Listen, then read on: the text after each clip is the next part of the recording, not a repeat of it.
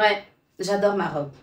Elle a été customisée par SIOS Création et je porte une perruque de Planète Extension. Aujourd'hui, j'ai une intervention à faire pour une soirée entre femmes et nous allons avoir un moment de coaching extraordinaire. Avant d'y aller, je veux parler avec vous, messieurs et dames, vous qui me suivez. Je ne sais de quel pays. Je vous envoie plein de bisous. J'espère que cette vidéo va vous faire du bien.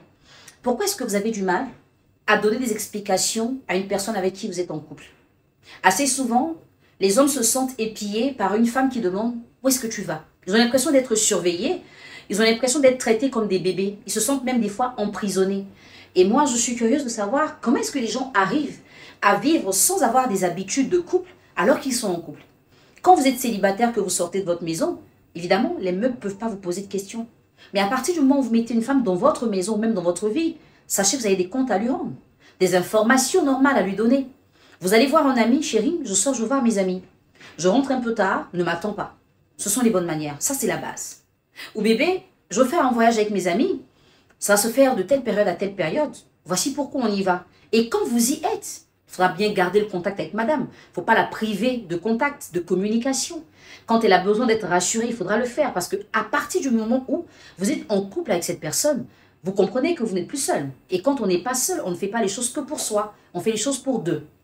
Mais quand vous ne répondez pas aux questions, ou même que vous ne prévenez pas, ou parce que vous savez que vous n'êtes pas vrai, quand vous dites « je veux voir un ami », vous savez que vous n'êtes pas en train d'aller voir un ami, mais plutôt aller voir une autre fille. En général, c'est comme ça.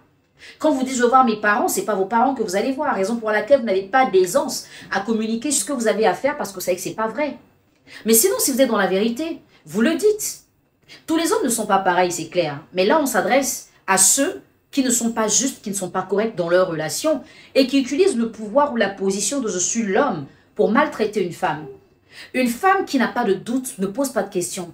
Une femme qui ne s'inquiète pas ne pose pas de questions. À partir du moment où votre femme commence à trop s'inquiéter, c'est que vous lui avez donné des raisons de douter de vous.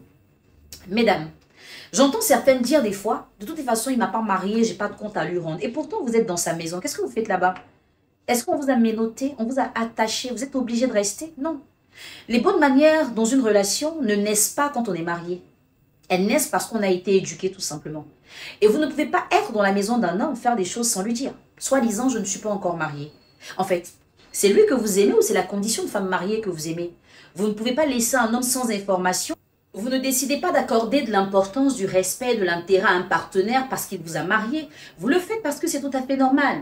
Donc cette mentalité de vous dire, il ne m'a pas encore épousé, donc je n'ai pas de compte à lui rendre, elle est très mal placée.